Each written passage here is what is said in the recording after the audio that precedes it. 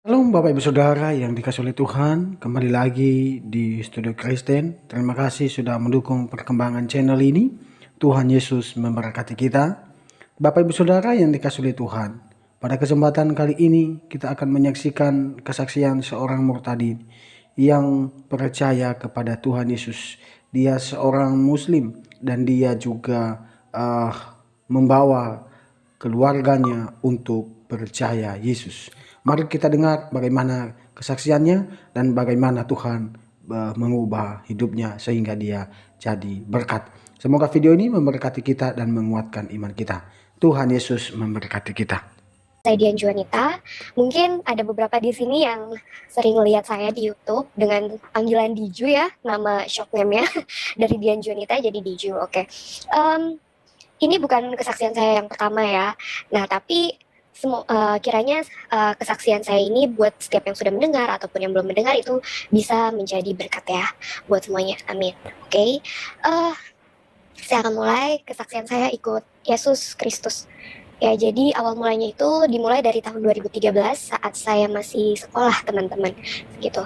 Jadi saat itu sebenarnya sepertinya sudah ada panggilan ya. Jadi kan saya dari kecil itu didoktrin kalau agama di luar Islam itu sesat dan agama Kristen itu biasanya kristenisasi gitu. Jadi dia sering narik orang untuk jadi pengikut Kristus gitu ya. Nah, karena pada saat itu saya sama sekali nggak tahu tentang kekristenan, saya cuma tahu Kristen kayak Islam, agama gitu. Nah, jadinya dan ajarannya pun berbeda ya teman-teman gitu. Kalau di agama saya yang lama, um, Yesus itu nabi, bukan Tuhan. Ya, dan Yesus itu nggak disalibkan. Yang disalibkan itu justru orang yang mengkhianati Yesus gitu. Isa Al-Masih. Jadi Yesus sendiri diangkat langsung ke surga gitu kan. Nah, oh ya, sebelumnya tadi belum perkenalkan ya, saya bukan Kristen lahir. Saya seorang murtadin, saya lahir di keluarga Islam 100%. Jadi saat ini di keluarga saya, baru saya yang menjadi pengikut Kristus. Haleluya. Dan itu saya merasa bersyukur dan saya percaya firman Tuhan, satu orang diselamatkan maka seluruh keluarganya juga diselamatkan. Saya percaya tinggal tunggu waktunya Tuhan aja. Ya, oke. Oke, saya lanjutkan ya. Jadi pada saat itu tahun 2013 kebetulan saya suka jalan-jalan ke mall ya. Nah, kebetulan di mall tersebut ada satu gereja karismatik yang besar sekali gitu.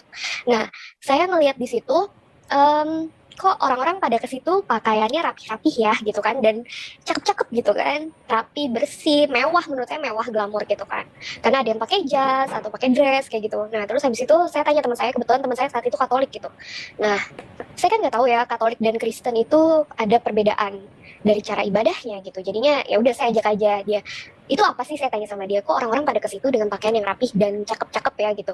Dia bilang itu gereja. Hah, gereja kok di mall sih gitu kan ya. Karena kan biasanya kita tahu setiap orang ibadah pasti punya rumah ibadah masing-masing, kayak Islam di musola atau masjid gitu. Dan Kristen di gereja gitu kan, dan lain-lain.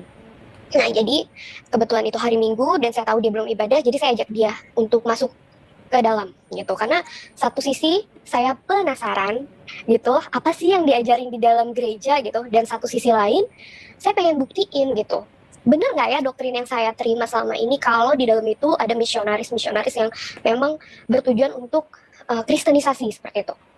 Oke. Setelah saya masuk ke dalam ya teman-teman, rame kan ya, namanya juga karismatik ya gitu, jadi kayak nonton konser, rame banget. Abis itu ternyata pas pembacaan firman itu pas banget sama pergumulan yang sedang saya alami. Jadi saya ngerasa kok bisa pas gini ya, dan nggak tahu kenapa hati saya tuh damai, damai banget, kayak nggak pernah ngerasain hal itu. Makanya itu yang bikin saya rindu untuk balik lagi ke gereja gitu ya. Nah, terus habis itu teman-teman, selesai gereja ternyata saya mikir, dikasih selembaran gitu kan, terus dia ada kayak misionaris-misionaris gitu. Saya masih bertanya-tanya nih maksudnya misionaris di sini apa ya gitu kan. Nah, terus tapi saya cuma abaikan gitu aja gitu. Jadinya cuma baca, oh ya nanti juga gue paham gitu.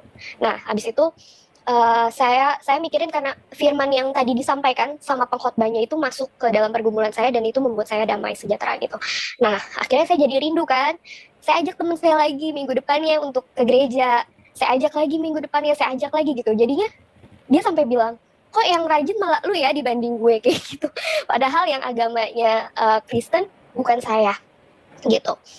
Abis itu em, akhirnya em, ada teman saya bilang, lu mau nggak sih ikut ke gereja gue gitu, kita ikut kelas pemulihan gitu kan, karena kan kita nggak tahu pola asuh dan segala macamnya gitu, karena saya ngerasa ada yang salah dengan cara didik orang tua saya gitu, atau saya takut saya ada sakit gitu yang memang apa ya, nggak tahu kenapa ya, saya emang dari dulu kayaknya interest sama segala sesuatu yang berhubungan sama psikologis, mental health kayak gitu. Jadinya saya ngerasa, wah boleh nih sekalian saya belajar gitu kan.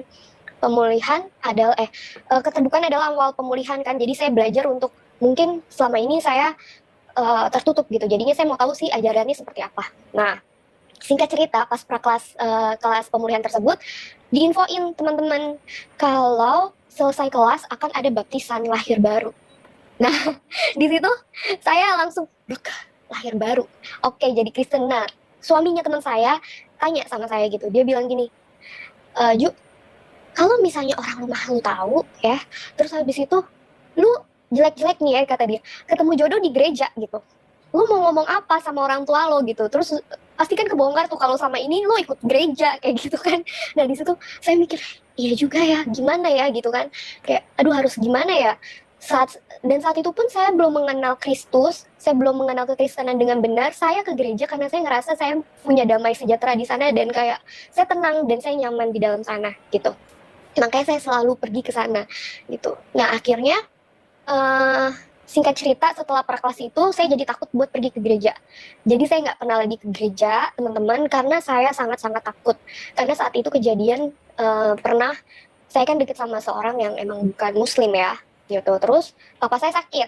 Nah, di situ pas saya pulang kuliah saya dapat telepon dari kakaknya papa saya, terus bilang kayak gini, pokoknya kalau ada apa-apa sama adik saya itu semua salah kamu gitu kan, sedangkan saya deket sama papa saya, jadi saya ngerasa duh nggak bisa nih nyakitin orang tua gitu kan, saya takut papa saya kenapa-napa. Akhirnya saya mutusin untuk berhenti ke gereja itu karena saya takut, satu, papa saya kena serangan stroke atau jantung, atau ya hal yang menakutkan buat saya kehilangan orang tua ya gitu. Nah, itu saya takut banget. Akhirnya saya berhenti. Terus saya juga takut sama Tuhan saya yang dulu. Saya takut dia murka sama saya. Terus juga saya takut ya dosa dapat neraka dan segala macamnya. Siapa sih yang nggak takut masuk neraka? Bener gak sih teman-teman? Nah, di perjalanan itu saya ngerasa ketakutan luar biasa, takut banget gitu. Akhirnya saya mutusin untuk ke rumah teman saya yang di daerah dekat Bekasi gitu ya. Jadi panjangkan perjalanannya cuma buat nangis-nangis doang. Nah, tapi teman-teman yang aneh adalah selalu ada cara Tuhan buat kita balik. Dan entah kenapa saya selalu senang, walaupun saya nggak gereja gitu, saya tetap baca firman Tuhan. Dan apa yang keluar dari mulut saya, menurut teman-teman saya, itu saya ngomongin firman Tuhan. Jadi pada saat saya udah pindah nih jadi Kristen, kan mereka tahu semua, teman-teman kuliah saya gitu. Dia cuma bilang, kalau buat gue nggak aneh lagi, karena saat dulu pun lu selalu bawa-bawa firman, kayak gitu. Sedangkan saya sendiri, saya nggak sadar, teman-teman. Nah, oke. Ceritanya nih, custom banget ya, kemana-mana, nggak urut. Oke, lanjut ya. Jadi habis itu, saya mutusin untuk nggak gereja, saya tetap dengerin firman Tuhan, saya tetap baca-baca kayak apa sih, renungan gitu ya, yang kayaknya tuh jadi apa yang menjadikan saya pribadi yang lebih baik lagi menurut saya gitu. Saya belajar banyak deh, pokoknya firman Tuhan memang nyata gitu teman-teman, memang hidup di dalam setiap kita yang baca, karena ada tertulis kan ternyata firman Tuhan tuh yang kita baca nggak pergi dengan sia-sia gitu. Nah, pasti ada yang tertinggal. Nah, terus habis itu, oke, saya nafas dulu ya. Oke. Iya, iya. Minum dulu nggak apa-apa. Nggak, ini santai ya Pak Franky Ya, ya. santai aja. Relax, ya. Oke. Nah, singkat cerita, akhirnya saya pakai kerudung sempat di tahun 2018. Saya mutusin pakai kerudung karena saat itu jujur teman-teman saya udah pada nikah, married, sebenarnya masih di umur yang muda. Menurut saya emang belum waktunya. Tapi masalahnya adalah saya selalu dideketin sama orang-orang yang non Muslim. Kayak gitu kan, jadinya susah ya gitu kalau untuk bersatu karena beda iman gitu kan ya. Nah, makanya saya cerita sama teman saya, terus teman saya bilang ya udah pakai kerudung aja gitu, karena saya adalah tipe orang yang nggak akan pakai sesuatu yang aturan agama gitu ya saat memang saya ngerasa saya belum siap dan saya belum benar-benar apa ya, bisa melakukan semua peraturan itu gitu. Jadi buat apa kan kalau saya cuma sekedar pakai tapi saya nggak taat. Nah itu saya nggak mau gitu kan. Akhirnya ya udah, saya tahu hukumnya seperti apa wanita di sana harus pakai hijab gitu ya. Karena kalau misalnya kita nggak pakai kerudung gitu, kita buka-buka aurat, itu nanti orang tua kita yang dapat siksaan di neraka gitu. Karena tidak mengajarkan anak perempuannya dengan baik. Nah serem ya, maksudnya siapa sih yang mau orang tuanya dapat siksaan di akhirat gara-gara kelakuan anaknya? Nggak ada yang mau pastinya. Karena kita ngerasa kita kan diajarin dari kecil tuh nggak ada yang bisa balas jasa orang tua ya. Jadinya di bumi aja belum tentu kita bisa bahagiain orang tua gitu. Kalau di akhirat masih nyusahin, aduh kasihan banget ya orang tua kita gitu. Jadi oke deh, saya perhatiin kata-kata teman saya itu, terus dia bilang pakai kerudung aja, karena dengan pakai kerudung jadi jelas identitas tuh. Karena memang bisa dilihat face saya itu keturunan ya teman-teman. Jadinya setiap yang baru ketemu pasti nanya, kamu ke gereja apa ke wihara gitu, marganya apa gitu. Jadinya nggak kelihatan banget sampai apa kalau saya adalah seorang muslim. Karena waktu saya kerja dulu, pertama kali kerja di kantor saya yang lama, pas saya mau sholat saya nanya kan, ini kiblatnya kemana ya? Semuanya langsung pada diem, bengong, dan ketawa. Dikirain saya bukan muslim gitu. Jadi mereka kayak nggak nyangka gitu ya. Nah akhirnya saya mutusin deh tuh buat pakai kerudung. Setelah saya baca-baca ya teman-teman, saya nggak mau kan yang tadi saya bilang saya kosong ilmu agamanya. Akhirnya setelah saya putusin untuk pakai kerudung, saya ikut kajian-kajian gitu supaya menambah ilmu saya juga, dan saya bisa benar-benar menjadi seorang muslimah yang sesuai dengan porsinya gitu ya, menjalankan fungsi saya dengan benar. Nah, tapi gimana ya teman-teman, saat saya pakai kerudung itu saya ngerasa kayak fake banget gitu, bukan diri saya sebenarnya gitu. Jadi kayak saya terpaksa melakukan ajaran agama ini gitu loh. Jadinya tapi kan selalu dibilang kamu tuh harus selalu istiqomah gitu, karena memang untuk jadi pengikut gitu, maksudnya untuk taat tuh kan sulit, pasti akan banyak banget ujiannya gitu. Oh iya oke, gitu kan, saya siap kok itu untuk menerima segala resikonya gitu. Jadi sampai saya pindah kantor teman-teman, karena gini, di kantor saya lama, di dalam ajaran saya dulu itu termasuk riba. Sesuatu yang riba itu nggak berkah, apa yang kita dapat itu nggak berkah, malah jadi apa ya, dosa. Kita makan dari uang yang katanya nggak berkah gitu kan, tapi kan nggak masuk di akal juga. Toh saya kerja dengan jujur, dengan benar, saya nggak nipu, saya nggak mencuri, tapi cuma karena segmennya aja itu termasuk dosa gitu kan. Nah ya udah deh, akhirnya situ saya mutusin untuk oke, pindah kerja yang nggak riba gitu. Jadi bener-bener pengen hijrah ya, hijrah. Ternyata hijrah beneran teman-teman, ya kan, bener-bener ketemu Tuhan yang bener gitu. Saya ini pertama kali saat saya pindah, saya jauh dari keluarga saya hidup sendirian gitu. Saya berjuang ya jauh dari rumah setelah 20 tahun nggak pernah jauh dari orang tua. Akhirnya jauh dari orang tua, ngurusin apa-apa sendirian gitu kan, yang biasanya ada yang bantuin. Wow, ini satu hal yang baru banget buat saya gitu. Sempet nangis kayak, aduh Tuhan berat banget gitu, ya Allah berat banget sih gitu kan, harus kayak gini ya, tapi aku mau sabar gitu. Mungkin ini yang memang harus aku jalanin kayak gitu kan. Ya udah, singkat cerita, di tahun 2019 saya ketemu teman kecil saya. Nah, teman kecil saya ini punya pergumulan di dalam urusan rumah tangganya dia. Nah, akhirnya gimana ya? Karena setiap orang yang cerita ke saya, yang saya ingat itu adalah firman Tuhan gitu. Jadi saya kuatin dia dengan firman. Terus juga akhirnya saya ajak dia ke gereja. Akhirnya saya juga jadi ikut gereja teman-teman. Dan itu saya masih pakai kerudung. Akhirnya pas gereja itu saya lepas kerudung dulu, baru saya ikut ibadah gitu. Dan lama-lama saya ngerasa kayak, aduh kok gue kayak mengkhianati kepercayaan saya sebelumnya gitu. Terus juga kayak menduakan Tuhan, waduh nggak bisa gini nih, saya harus ambil keputusan gitu kan. Itu galau banget ya teman-teman. Saya ngerasa kayak nggak bisa setengah-setengah gitu. Akhirnya saya bilang ke mama saya chat gitu kan, cuma pertanyaan aja, Mam, kalau misalnya aku pindah agama gimana gitu kan. Udahlah, langsung kan kena apa sih, omelan gitu ya. Terus ya udah, aku cuma diem dan cuma bisa nangis doang gitu ya teman-teman selama perjalanan pulang. Jadi saya setiap 1 minggu pulang ke rumah terus balik lagi ke tempat saya kerja gitu. Nah itu cuma bisa nangis doang sepanjang perjalanan, tapi itu jadi pergumulan ya buat saya teman-teman. Dan pada akhirnya saya mutusin untuk ikut Yesus itu gara-gara di akhir 2019, dari awal bulan Desember itu saya kayak orang nggak punya harapan gitu, depresi.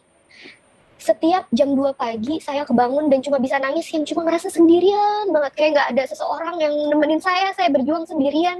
Padahal kayak punya masalah yang berat banget gitu. Padahal saya nggak ada masalah di kantor, saya nggak ada masalah di rumah, saya nggak ada masalah sama siapa-siapa gitu. Hidup saya normal-normal aja, tapi nggak tahu kenapa batin saya ini bener-bener kosong, sepi, kayak udah nggak apa ya, nggak punya rasa pengen hidup lagi gitu loh. Ya kan, jadi saya cuma bisa bangun setiap jam 2 pagi, cuma bisa nangis sampai tetangga kosan saya bilang gue kira ada kuntilanak gitu kan, nangis-nangis taunya elu yang nangis gitu. Ya udah, jadi kadang lucu sendiri kalau ingat-ingat itu ya.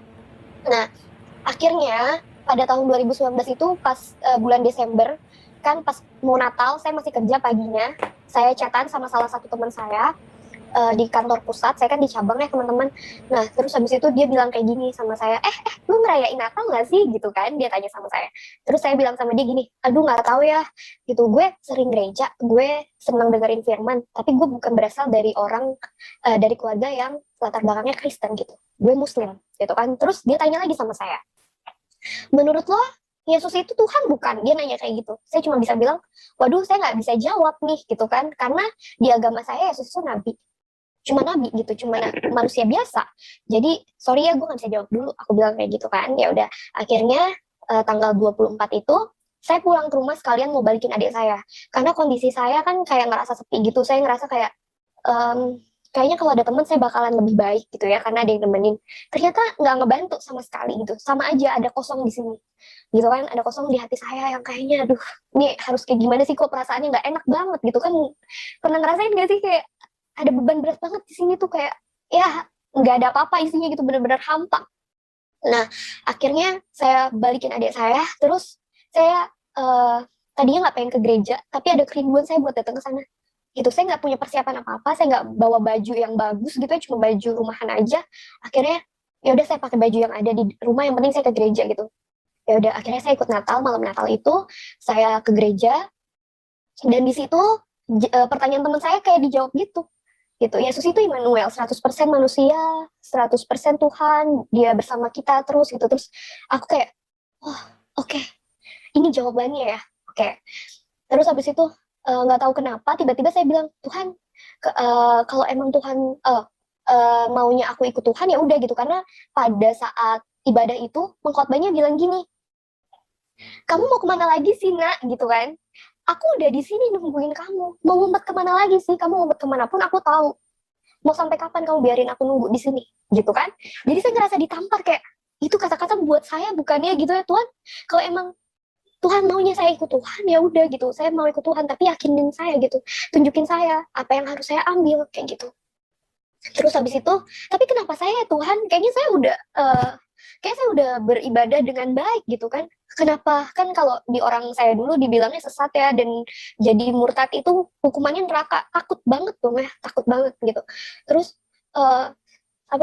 saya bilang, kenapa saya ya Tuhan, perasaan saya udah ibadah dengan benar gitu, saya ngaji, saya baca Quran, saya sholat gitu, saya bahkan nggak cuma sholat wajib, saya sholat sunnahnya juga gitu. Terus juga saya ikut kajian gitu, puasa gitu. Terus kenapa sih Tuhan saya gitu, kenapa adik-adik saya yang kayaknya mereka enjoy aja jalanin hidup yang nggak ada ketakutan sama sekali gitu, kayaknya mereka lurus-lurus aja jalannya gitu kan.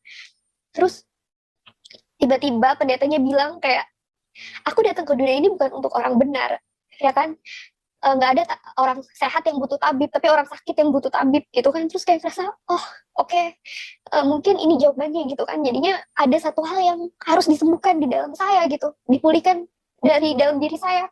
Jadinya benar-benar kayak, oh oke gitu kan. Oke deh, kalau emang maunya Tuhan aku ikut Tuhan, aku mau ikut Tuhan gitu. Jadinya dari situ saya putusin untuk ya udah, saya mau ikut Yesus gitu. Nah tapi nggak sampai di situ aja teman-teman. Jadi sejak saat saya mutusin itu, saya mulai dipulihkan. Serius, itu benar-benar saya mulai ada ceria lagi, sampai supervisor saya bilang kayak, nah gitu dong, kalau pagi-pagi senyum, biasanya mukanya ditekuk aja, kayak gitu.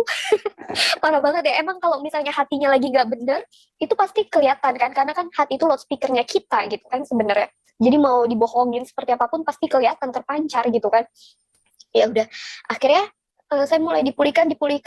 Sempat saya bilang gini, apa namanya, eh, bulan Maret itu saya minta saya dipindahin ke Jakarta sama supervisor saya, tapi ternyata Tuhan nggak kasih karena tiba-tiba ada corona, teman-teman ya. Padahal saya udah berniat untuk resign, jadi saya ngerasa itu juga ada penjagaan Tuhan di situ buat saya dan ada rencana Tuhan di situ. Mungkin kalau saya balik ke Jakarta saya belum dibaptis sampai sekarang gitu, karena pas banget pas corona, abis itu kan nggak gereja-gereja tuh, gereja online kan. Nah akhirnya ada sedikit keraguan karena saat itu saya terima informasi kalau teman saya, yang teman kecil saya ini yang saya ajak ke gereja waktu dia punya pergumulan itu masuk Islam. Dan itu ajaib banget memang, kan dia tiba-tiba menjauhi saya tuh di bulan Januari ya. Terus saya ngerasa bilangnya sama Tuhan, Tuhan salah saya apa ya gitu kan, perasaan saya nggak ngapa-ngapain dia, tapi kenapa ya dia tiba-tiba ngejauh gitu kan. Terus nggak tahu itu ada bisikan yang benar-benar bisikan, dia cuma bilang kayak gini, tunggu bulan Maret gitu. Saya bingung, ada apa bulan Maret yang spesial ya, kayaknya dia ulang tahun bukan di bulan Maret, dia ulang tahunnya bulan April gitu kan, kenapa ya. Dan itu ya dong, jadi bulan April benar-benar ibunya telepon saya, dia bilang, tolong tante coba nasehatin abang gitu kan. Dia masuk Islam jadi mualaf nih, bapaknya udah marah-marah segala macam kayak gitu. Terus aku langsung iya iya nanti aku ngomong sama abang. Itu aku nangis, aku kayak nanya sama Tuhan gitu, Tuhan gitu kan, kayak mau teriak tapi di dalam kantor gitu kan nggak bisa. Tuhan maunya apa gitu kan, ini kenapa saat saya mau keluar ikut Tuhan tapi teman saya malah ikut Islam, ini yang bener yang mana gitu kan, ini saya yang sesat apa dia yang sesat ya Abah gitu kan. Terus tiba-tiba ada suara dan itu jelas banget kayak itu karena wanita gitu kan. Masa sih karena wanita, nggak mungkin lah gitu, karena kan dia juga pelayanan gitu kan. Terus ternyata bulan Juli, oh ya saya ceritain lagi, bulan Maret tuh kan jadi ada keraguan. Nah pas ada keraguan itu, pas ibadah saya bilang sama Tuhan, Tuhan ampuni gitu kalau misalnya saya masih ragu untuk ikut Tuhan gitu, tapi jika emang ini jalan yang benar dan jalan yang lurus, tolong tunjuki saya gitu, tolong kasih saya tanda. Terus akhirnya Tuhan kasih tanda. Pas ibadah itu saya dapat firman yang sama seperti saya tanggal 24 pas mutusin untuk ikut Tuhan Yesus. Itu saya ngerasa diingetin lagi dan diteguhkan. Jadi oh oke, ini nih berarti jawaban buat saya, tapi gimana saya informasi ke keluarga gitu ya. Nah akhirnya saya coba konsultasi ke gereja yang tempat saya dibaptis gitu, saya ceritain dari awal ke pergumulan saya. Akhirnya saya dijanjiin untuk ketemu mereka. Itu pertama saya diinfoin sama nggak tahu ada bisikan gimana ya caranya untuk kasih tahu keluarga saya kalau saya punya iman yang beda sama mereka gitu. Karena saya bilang sama kakak rohani saya, Kak aku nggak mau dibaptis sampai keluarga aku tahu imanku gitu. Aku nggak mau bohongin keluarga aku nggak mau gitu. Walaupun aku nanti ditolak, walaupun nanti aku dapat cacian, hinaan, diusir sekalipun, yang penting keluargaku udah tahu imanku gitu. Ya udah akhirnya itu benar-benar yang ada suara kayak mulai dari adik kamu yang laki-laki gitu. Oke, karena dalam Islam anak laki-laki itu tanggung jawabnya besar. Jadi kalau misalnya sesuatu terjadi sama orang tua saya putus hubungan dengan saya gitu kan, nggak mau kontak saya. Nah, saya bisa tanya adik saya yang laki-laki ini gitu. Jadinya apa ya, saya masih bisa cover, misalnya kalau misalnya orang tua saya susah atau apa, saya masih bisa tolong orang tua saya tahu keadaannya mereka seperti apa gitu kan. Nah akhirnya saya bilang sama adik saya pertamanya ngomel-ngomel, marah-marah gitu kan, gue nggak terima kalau lo pindah agama, nggak bisa lah gini gitu kan. Terus akhirnya saya bilang gini sama dia, gue nggak bisa jelasin ya gimana, ini lo harus alamin sendiri gitu, karena ini pengalaman pribadi yang apa ya, setiap orang pasti beda-beda punya pengalaman pribadi sama Tuhan, dan emang dia ada buat hidupku gitu kan. Akhirnya dia bilang oke, kalau emang itu udah jadi keputusan lo silahkan, tapi hidup bener gitu kan, lo jangan bikin malu, lo jaga lah segala macam itu gitu kan. Oh ya udah oke. Tapi gue tetap jadi kakak lo nggak gitu, lo tetap terima gue jadi kakak lo nggak? Dia bilang ya mau gimana, darah itu kuat, dia bilang kayak gitu. Oh ya udah oke, thank you, udah memahami dan menerima gitu. Kayak dari situ aku tanya lagi, Tuhan kemana lagi nih gitu kan. Ya udah, terus tiba-tiba dibilang ke papa gitu ya. Oke. Akhirnya saya telepon papa saya. Kebetulan papa saya saat itu ada di rumah kakak saya di luar kota ya, karena papa saya tuh udah umur 70-an ya teman-teman, jadinya dia tuh deket sama saya sama kakak saya. Jadi kalau ada apa-apa mau cerita, kalau nggak ke kakak saya, ke saya. Nah, karena saya belum settle ya, jadi maksudnya masih ngekos gitu-gitu segala macam, jadi dia sekalian lah ke rumah kakak saya, ketemu cucu juga kan main ya. Nah, akhirnya Pak, saya telepon papa saya ceritain semuanya, Pak, aku mau pindah iman gitu kan. Karena saya baru sadar kalau agama dan keimanan itu beda. Kita bisa beragama Islam tapi belum tentu kita punya iman Islam. Kita bisa beragama Kristen tapi belum tentu iman kita Kristen gitu. Dan saya baru tahu kalau Kristen itu adalah gaya hidup ya. Jadi ya beda kan. Jadi saya bilang saya mau pindah iman, Pak, gitu kan. Papa saya langsung bilang gini, ini yang papa takutin. Nah, itu saya ngerasa kayak papa saya udah tahu dan udah paham nih. Maksudnya udah cium bau-baunya nih anak kayaknya bakalan convert gitu kan. Terus oke, papa nggak marah, tapi papa cuma sedih. Papa nggak tahu mau ngomong apa nanti sama orang tua papa gitu kalau papa ketemu di akhirat gitu kan, sama nenek kamu, sama kakek kamu gitu, kalau cucunya tuh murtad gitu. Terus ya udah kita omongin nanti, kamu pikirin lagi aja. Selesai dong. Nah, yang paling berat itu saya kasih tahu ke mama saya karena mama saya orangnya keras dan saya nggak tahu eh, gimana cara mulainya.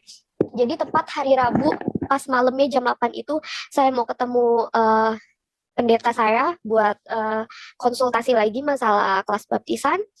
Di situ tiba-tiba pagi-pagi mama saya bilang, jadi 3 hari berturut-turut mama saya selalu chat saya pagi, udah sholat belum, tahajud, sholat subuh, gitu. Pokoknya ngingetin saya terus gitu. Tiba-tiba saya bilang, mama mimpin kamu nih, mama mimpin kamu, mama mimpin kamu, dia bilang kayak gitu. Terus di hari itu, di hari Rabu, mama saya bilang, mama ngingetin saya sholat kan, terus saya langsung bilang, mah aku mau pindah iman gitu. Terus mama saya cuma bilang, mama udah tahu gitu kan. Terus dia bilang, mama mimpin kamu gitu. Kamu jalan di jembatan, mama panggil-panggil, kamu nggak nengok gitu. Mama panggil kamu nggak nengok, mama kejar, mama peluk, tapi kamu nggak nengok sama sekali. Mama aku bilang kayak gitu. Dan jembatan itu mau patah, di bawahnya itu ada duri. Mama aku bilang kayak gitu kan. Nah, mama serem banget liatnya gitu kan. Terus aku juga jadi takut dong, teman-teman, apakah itu artinya aku akan masuk neraka, apakah artinya aku sesat gitu kan. Akhirnya aku ceritalah sama kakak rohaniku gitu. Aku bilang, Kak, tadi mama chat aku gitu kan. Aku begini, begini, begini, mama bilang kayak gini, mama mimpin kayak gini gitu. Terus kakak rohaniku cuma bilang, iya bawa dalam doa ya dek, mama mimpi kayak gitu sebenarnya gini gitu kan.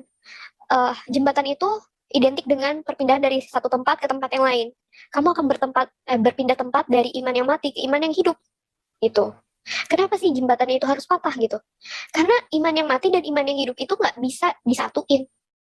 Gitu. Terus kenapa ada duri? Ya itu akan jadi duri dalam keluarga kamu karena keputusan kamu yang sekarang kayak gitu. Dari situ aku kayak, oh oke, mungkin ini jawabannya gitu. Terus nggak sampai di situ dong, karena takut banget. Kita kan diajarin di dalam firman Tuhan ada yang bilang kalau kita harus selalu menghormati orang tua kalau kita mau panjang umur di bumi ini gitu kan ya, isinya seperti itu gitu. Saya takut dengan saya menjadi seorang Kristen, apakah saya melawan orang tua saya gitu. Artinya saya tidak patuh juga sama firman Tuhan, tidak menghormati orang tua saya gitu, membangkang. Ternyata ada lagi firman Tuhan bilang kayak gini, saya nemu. Jadi setiap pergumulan itu saya ngerasa saat saya baca Alkitab tuh kayak jawaban dari Tuhan. Jadi kayak ngerasa Tuhan lagi ngobrol sama saya gitu. Kayak siapa yang tidak siapa yang lebih menyayangi, mengasihi orang tuanya dibanding aku, dia tidak layak bagiku. Siapa yang mengasihi saudara perempuannya, saudara laki-lakinya dibanding mengasihi aku, dia tidak layak bagiku. Aku nggak mau menjadi yang nggak layak buat Tuhan gitu. Terus aku jadi oke, aku ikut Tuhan, bukan satu hal yang buruk. Aku tahu rancangannya Tuhan itu lebih sempurna dibanding rancanganku, gitu kan. Jadinya ya udah Tuhan, apapun resikonya aku ambil gitu. Terus juga dikuatin dengan firman Tuhan yang bilang kalau misalnya orang tua kamu ngebuang kamu gitu kan, tidak ngakuin kamu, Tuhan akan ganti berkali-kali lipat gitu kan. Dan itu benar kayak terjadi di dalam hidup aku gitu. Tuhan benar-benar, firman Tuhan itu benar-benar hidup di dalam hidup aku gitu. Jadinya nggak ada alasan lagi buat saya untuk balik lagi gitu kan. Jadinya luar biasa sih, penyertaan Tuhan itu benar-benar luar biasa. Jadi kita emang harus punya keluarga rohani, iya, terus juga ngelekat erat sama Tuhan, dan apapun itu harus tanya sama Tuhan gitu. Karena sebenarnya nggak ada yang kebetulan di dunia ini. Jadi kalau misalnya tiba-tiba kita dapat firman Tuhan, itu kayaknya satu hal jawaban dari Tuhan gitu. Nah terus juga kenapa sih akhirnya saya mutusin buru-buru gitu untuk baptisan gitu, karena saya ingat firman Tuhan yang seperti ini saat Yesus ajak muridnya, dia bilang saya harus apa namanya menguburkan ayah saya dulu atau apa gitu kan. Nah di situ saya ngerasa eh, apa sih namanya hal yang lebih penting, maksudnya yang di dunia ini udah punya tugasnya masing-masing gitu. Jadi jangan kalau disuruh ikut Tuhan gitu, udah jangan nanti-nanti. Ayo langsung ikut gitu kan. Nah makanya di situ saya juga ngerasa, oh berarti saya emang harus ambil keputusan nih. Saya harus ikut Tuhan secepatnya, jangan dinanti-nanti lagi gitu kan. Karena apa ya teman-teman, kita nggak tahu kita hidup sampai kapan, dan jangan sampai saat kita benar-benar pulang, kita benar-benar nggak apa ya sia-sia gitu. Nah, sebenarnya saat ikut Kristus itu kayak kembali ke rencana awalnya Tuhan gitu, yang tadinya kan udah nggak di-track-nya nih. Tapi setelah kita ikut Kristus, ya kita benar-benar dibalikin ke rencana Tuhan yang awal lagi gitu. Nah, dari situ akhirnya saya ikut kelas baptisan, dan ya puji Tuhan saya dibaptis tanggal 8 September 2020, jadi belum 1 tahun ya, nanti Independence Day saya di bulan September. Dan ya banyak keajaiban terjadi di dalam hidup saya saat saya ikut Tuhan Yesus gitu. Jadi benar-benar apa ya, setiap firman Tuhan itu benar-benar real terjadi. Saya sempat kena COVID di Oktober 2020. Di situ apa ya, saya nggak bingung, takut dan segala macamnya. Karena saat itu COVID kan masih kayak satu hal yang baru ya buat setiap kita gitu. Jadi kayak hal yang kayak zombie, kalau udah kena COVID tuh kayak nggak ada yang mau deketin, nemenin, dan kayaknya udah virus banget gitu. Nah, pertama saya tes antigen itu saya non reaktif, terus saya CT thorax itu saya juga normal, nggak ada satu hal yang aneh-aneh, tapi penciuman saya hilang teman-teman. Nah terus akhirnya dokternya bilang coba swab PCR gitu kan. Nah pada saat saya mau tes swab PCR itu saya cuma bilang, Tuhan terjadilah sesuai kehendakmu gitu. Sebenarnya harapan saya sih negatif ya, tapi ternyata Tuhan berkehendak saya positif. Dan apakah itu hukuman buat saya? Nggak sama sekali gitu, karena segala sesuatu terjadi pasti untuk kebaikan kita ya. Roma 8:28 itu saya baru sadar, dan saya baru mengalami itu saat saya kena COVID. Jadi saya bilang saat itu, adik saya bilang, kapan lu mau pulang gitu. Kenapa emang ya gitu kan? Karena mama mau ngumpulin orang, dan lu harus deklarasi di situ bahwa keputusan lo ini gak akan menyeret orang tua nanti di akhirat gitu. Yang jadi berat buat mereka gitu kan. Hukumannya buat mereka jadi gak berat. Nah terus habis itu aku bilang gini, aduh gak tahu kapan, gak bisa gitu. Gue positif COVID gitu. Jadi gue gak bisa kemana-mana, gue harus isolasi dan kawan-kawannya gitu kan. Terus dia nggak balas lagi. Terus saya chat mama saya bilang, saya telepon papa saya juga, saya minta maaf, saya nggak bisa pulang. Bukan saya nggak mau pulang, tapi saya kena COVID gitu. Dan jawaban orang tua saya, papa saya bilang kayak, ya itu hukuman buat kamu, karena kamu ninggalin Allah gitu kan. Terus saya cuma bisa diem. Terus juga saya bilang ke mama saya, terus kata mama saya, nggak usah ngadu, karena itu udah jadi resiko kamu. Pokoknya selama kamu murtad, ya nggak usah ngadu apapun itu gitu. Dan mama saya juga selalu bilang, apapun yang terjadi sama kamu itu hukuman. Terus juga apapun yang saya kasih ke mama saya itu nggak diterima karena haram buat mereka. Terus juga air susu mama saya yang ada di dalam saya itu katanya haram buat di dalam tubuh anak yang kafir gitu kan ya. Jadinya apa ya, sebenarnya peperangan rohani sih ya teman-teman gitu. Saya nggak dapet apa ya kekerasan fisik, tapi batin dan pikiran itu perang, dan itu benar-benar harus melekat sama Tuhan. Kalau nggak mungkin saya nggak kuat sampai sekarang. Itu benar-benar penyertaan Tuhan luar biasa. Saya benar-benar serahin semuanya sama Tuhan. Jadi biar Tuhan yang ambil alih gitu. Jadi pas saya COVID itu kebetulan saya cuma ngandelin gaji saya ya teman-teman. Jadi kan habis habis buat tes ini tes itu, dan buat kebutuhan saya sisa duit saya cuma 400.000 saat itu. Terus orang apa namanya, sorry, bapak kos saya bilang, kamu mendingan jadi saya sempat bilang sama bapak kos saya kalau saya kena COVID. Akhirnya puji Tuhan dari kantor kan pernah sempat ada kerjasama sama puskesmas sekitar. Jadi saya kenal orang puskesmas, saya laporan kalau saya kena COVID. Akhirnya dia bantuin untuk urus surat domisili dan kawan-kawannya biar saya dapat slot di tempat isolasi dari pemerintah gitu. Ya puji Tuhan diurusin dan emang dapat. Jadi pas saya udah selesai dari situ saya mau pulang lagi dong ke kos gitu. Uang saya tinggal 400.000, terus bapak kos saya bilang, eh mendingan kamu jangan di sini dulu gitu. Kamu ngurusin dulu kemana, nanti kalau udah gimana-gimana baru balik lagi gitu. Karena anak-anak kos masih takut. Itu jadi kayak gimana ya? eh Aduh harus apa nih gitu kan? Mana nyewa kosan di situ 1 jutaan per bulannya gitu kan, minimal tuh 1,2 juta gitu kan, duit dari mana gue gitu kan, kayak ya udah akhirnya di dalam ambulan cuma bilang, bapak please take over gitu kan, aku udah gak tahu deh mau gimana, terserah mau dibawa kemana, aku tahu kok rencanamu lebih indah dari rencana aku dan pastinya aku gak akan jatuh tergeletak, aku bilang kayak gitu, please take over bapak gitu. Dan ternyata beneran, pas sampai puskesmas itu kakak rohani saya kasih saya pinjaman 1 juta gitu kan, jadinya aduh Tuhan terima kasih gitu, jadi seenggaknya saya punya tempat gitu dan emang nggak akan kekurangan teman-teman, jadi jangan pernah takut gitu. Jadi kan kalau bisa dibilang uang saya sisa 200.000 sampai nanti gajian lagi gitu ya, itu buat makan gimana, dan bener-bener saya kayak nggak kekurangan sama sekali bahkan untuk makanan gitu. Jadinya di situ saya ngerasa oh oke gitu, di sini saya belajarnya pada saat kena COVID ada lagi nih, selama ini saya ngandelin kekuatan saya sendiri. Saya ngandelin kekuatan saya sendiri karena dari awal saya lulus bahkan ya, itu saya nggak pernah ngerepotin orang tua saya, nggak pernah saya minta uang spesial pun sama orang tua saya gitu, bahkan kuliah pun saya beasiswa gitu.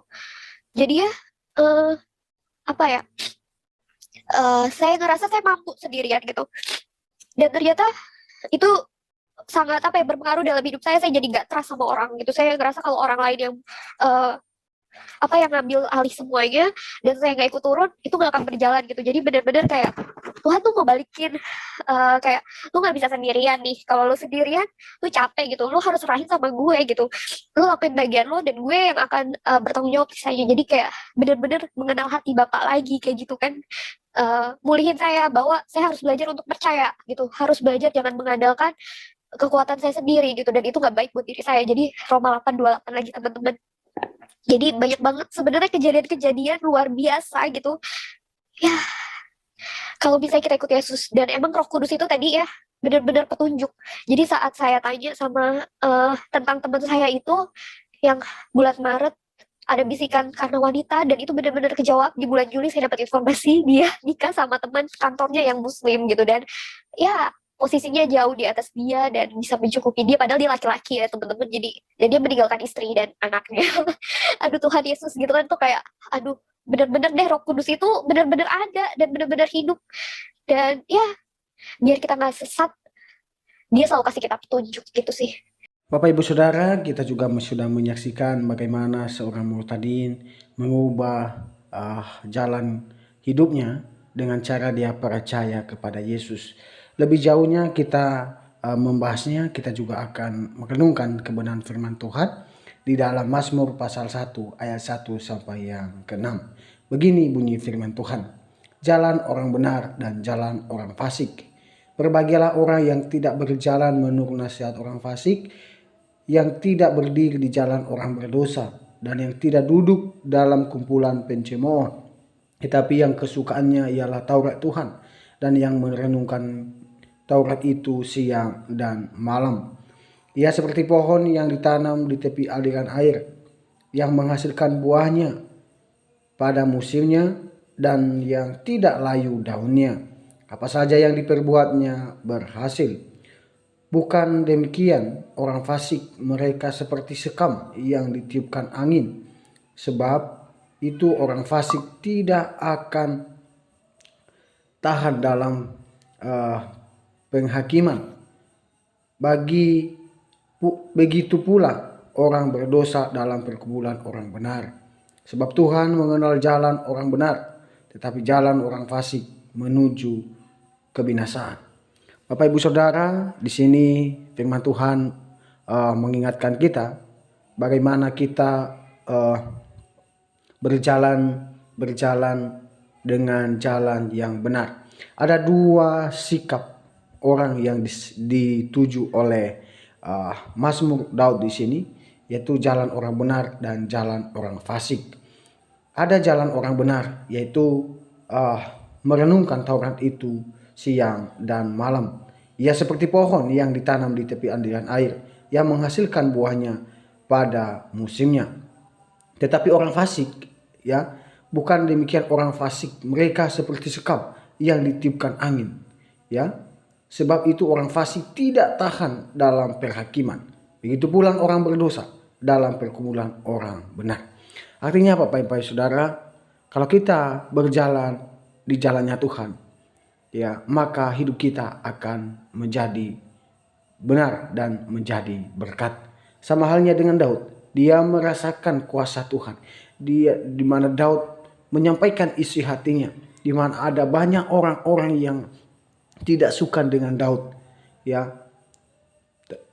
Dia dihakimi, bahkan orang-orang di sekelilingnya tidak suka dengan dia.